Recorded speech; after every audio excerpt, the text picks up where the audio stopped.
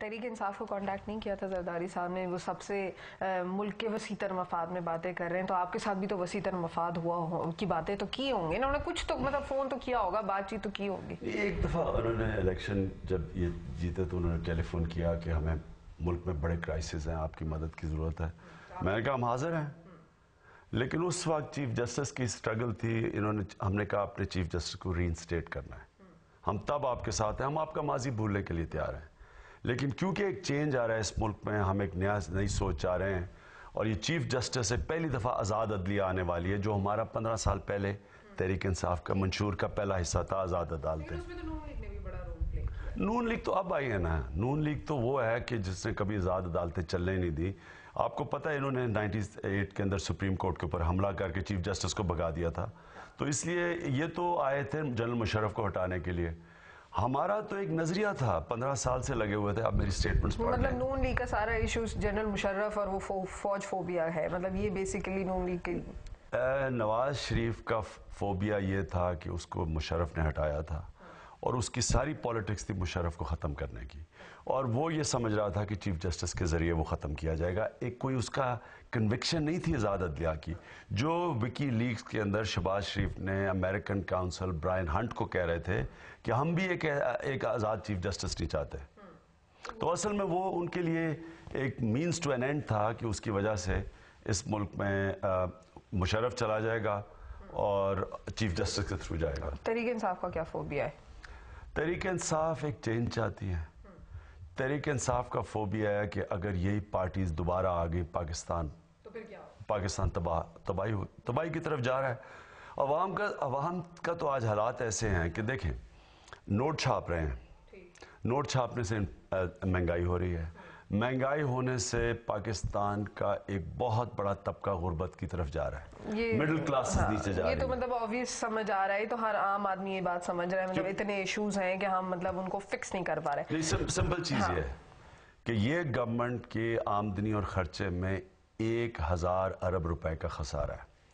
یہ 1000 ارب روپے کے خسارے کو پورا کرنے کے لیے 3 ارب روپے دن کے نوٹ چھاپ رہے ہیں. یہ جب نوٹ چھاپتے ہیں تو مہنگائی ہو جاتی ہے. اگر ہم آپ کی سیاست پہ جیسے آپ بات کر رہے تھے، تو اس کا اگر ہم انداز کی بات کرتے ہیں تو وہ بہت سمپل ہے، بہت سمپلسٹک ورڈز میں آپ چیزیں بات کر رہے ہیں. پولیٹیکل ایجنڈا بہت مختصر ہے، اور یہ چیز کافی کرٹیسائز بھی ہوئی ہے. میں 2 لاکھ 3 لاکھ کے جلسے کے اندر کیا پاور پوائنٹ پریزنٹیشن دیتا کہ جلسے میں یہ کیا ہوگا، ہماری پولیس ریفارمز کیا یہ میں کہتا؟ آج جب بڑا جلسہ ہوتا ہے اس میں ایک پالیسی ڈیسیجن دیتے ہیں. کیا پالیسی ڈیسیجن؟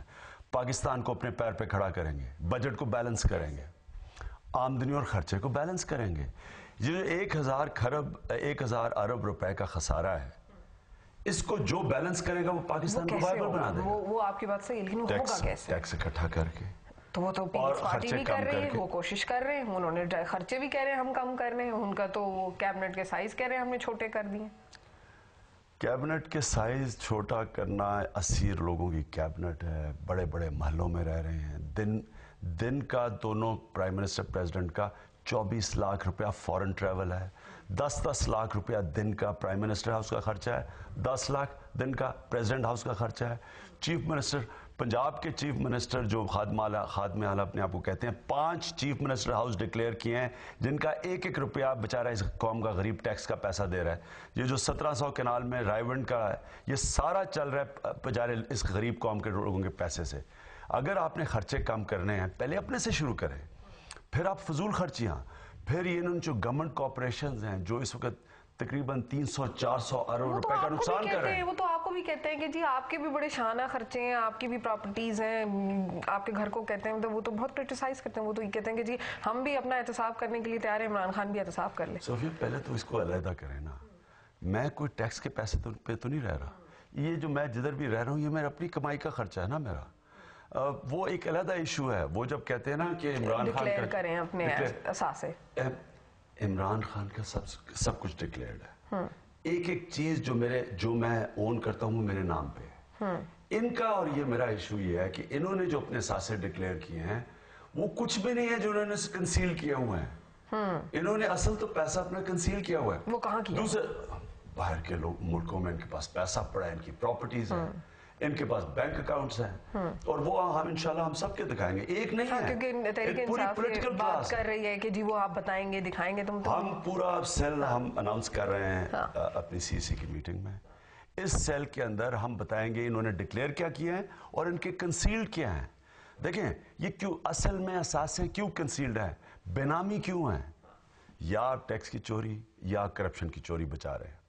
اور جب تک یہ دو چیزیں نہیں ختم ہوتی, آپ کہتے ہیں نا سمپلسٹک ہے ہی ایشو یہ دو, آپ یہ دو ایشو کر دیں پاکستان وائبل ہو جاتا ہے. نہیں مطلب اس میں یہ لوگ جو ہیں مطلب اگر ہم عام مبصرین کی باتیں سنیں, کرٹکس کی باتیں سنیں, عوامی لوگوں سے جیسے میں بات چیت کرتی ہوں کہ بھئی کیا خیال ہے, جلسہ ہوا کیسا لگ رہا ہے, تو آپ نے جیسے کہ میرے پاس یہ پوری ایک لسٹ ہے کہ جی پولیٹیکل ایجنڈا جو آپ کا ہے اس میں VIP کلچر کو ختم کرنا ہے, سیاسی کرپشن کو احتساب شروع کرنا ہے, اور فورن لونز کے اوپر جیسے کہ آپ نے کہا کہ جی بیلنس کرنا ہے ہم نے, اور اس میں پٹواریوں کا نظام جو آپ نے اپنے جلسے میں بھی کہا کہ جی اس کو ختم کرنا ہے. بلوچستان کا ایشو آپ نے اٹھایا, ڈرونز کا ایشو آپ پہلے سے اٹھاتے آ رہے ہیں, تھانہ کلچر کی آپ نے بات کی, اور اس کے بعد آپ نے امریکی غلامی کی بھی بات کی. لیکن عام جان سننے والا یا مبصرین یا ناقدین یا کرٹکس یا پبلک وہ یہ کہتے ہیں کہ جی یہ بڑی اسکیچی بات ہے.